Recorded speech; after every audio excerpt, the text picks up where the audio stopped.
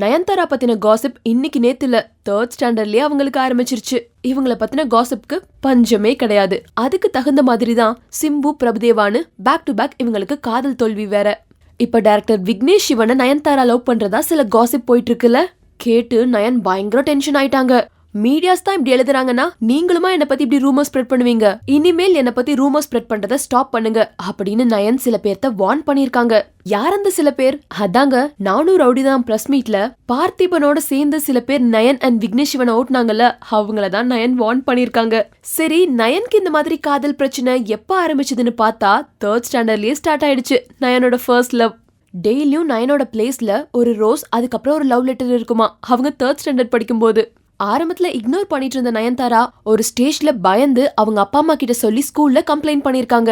விசாரிக்கும் போதுதான் தெரிஞ்சிருக்கு 7th ஸ்டாண்டர்ட் படிக்கிற ஒரு பையன் 3rd ஸ்டாண்டர்ட் படிக்கிற நயன்தாராக்கு டெய்லியும் லவ் லெட்டர் கொடுத்தது. சோ சின்ன வயசுல இருந்தே நயனுக்கு இந்த காதல் பிரச்சனை இருக்கு. அவர் வந்தால் நீங்கள் வந்தாலே நின்னாலே போகிறோம் அப்படிங்கிற மாதிரி நிறைய பேர் சொல்கிற மாதிரி இது முழுக்க முழுக்க அஜித் சாருக்காக பண்ண படம்.